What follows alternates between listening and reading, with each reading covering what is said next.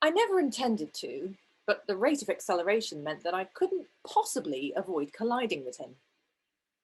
Although Newton's third law of motion states that for every action there is an equal and opposite reaction, which means technically he also collided with me. But I should probably take more of the blame. So, when you're upside down, stairs look completely different. Actually, here's something. They reckon, on average, you'll trip every 63,000 times you use stairs. So really, when it recommends running up and down the stairs 20 times each morning, as it does in the Healthy You, Happy You book that Mum bought me for Christmas, it's actually a road to disaster, statistically speaking. When you're upside down, you see all the bits of carpet that no one's been able to bend the hoover to the exact right angle to get. You see this line of dust and fluff and, let's face it, grime on that bit of carpet which is sort of tucked up underneath each step.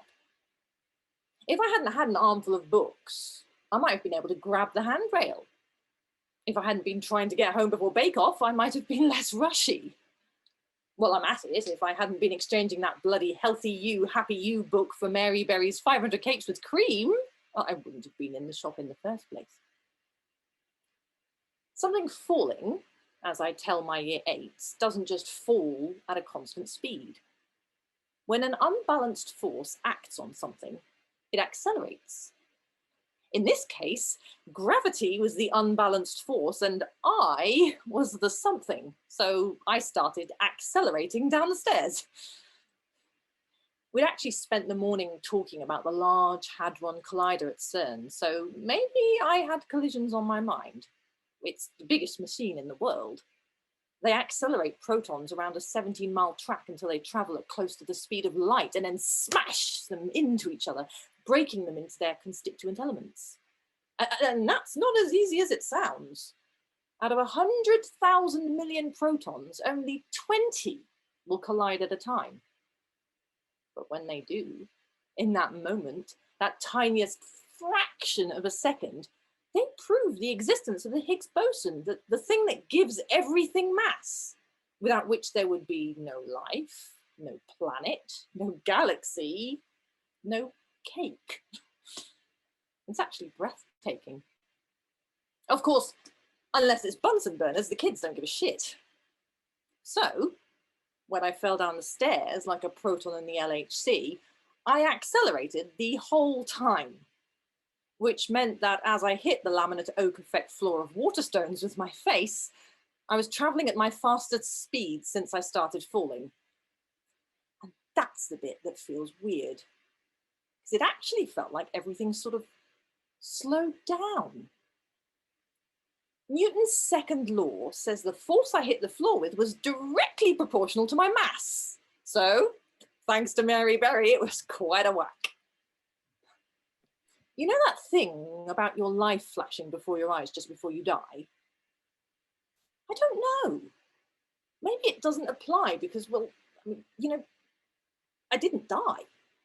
And I didn't really think I was going to, but the only thing that went through my mind as I fell was, I really like the colour of these walls. I need to redecorate my halls, stairs and landing. Imagine if that was the last thing you ever thought. When you're coming round from anaesthesia, that guy who you vaguely know, but only to sort of awkwardly say, all right to, and who you weren't expecting to see wheeled past your hospital bed on his way to the operating theatre, but apparently you collided with whilst falling down the stairs in the bookshop and now has a broken wrist and suspected concussion, that guy looks completely different. It's impressive, really. I had to avoid colliding with 7 other people in order to hit him. Now, I want this to be clear. I was perfectly happy being single before I fell down the stairs. Maybe it was the near-death experience. But the first thing I thought when I saw him was, here's the man I want to paint my hallway with. And then he looked at me with his green eyes. Never noticed them before. And there you go. I didn't even realize it at the time, but in that moment, that tiniest fraction of a second, there was just enough force to start me accelerating toward him. Just not physically this time. Although, to be fair, maybe my judgment shouldn't have been trusted with all the anaesthetic in my system. Because I would have sworn blind that the guy in the next bed on from mine was MasterChef's Greg Wallace. And it turned out to be a 72-year-old woman from Puerto Rico who'd never even seen the show. When I saw him afterwards, to apologise, to start with, he seemed pretty pissed off about the whole broken wrist thing. I thought it was a bit unfair holding that against me. I said he should be grateful to have women literally throwing themselves at him. He didn't laugh. Newton's first law states an object in motion stays in motion. I don't know if he knew it, but we were already in motion, already falling, and nothing could stop it. And nothing did. In 29 years' time, on the night before my daughter's wedding, we sit scrolling through photos, wondering what her dad would have made of it all. And she looks at me with those green eyes and her head tilted slightly as she does, and she asks me, "Mum, how do you know it's right?" And I think of him. I think that he would have been able to explain. He had a way of putting things. I think of books and stairs and hospital beds and cups of coffee, cinema screens, bed sheets, front door keys, and the smell of paint. I think of confetti, sleepless nights, lost tempers, sofas and TV screens, caravan parks and school halls, and growing together.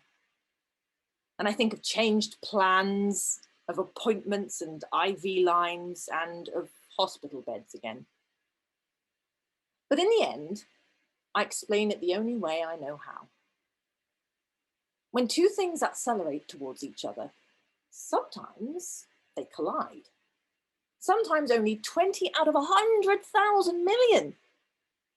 But if they do collide, and they do it with enough force, they break apart.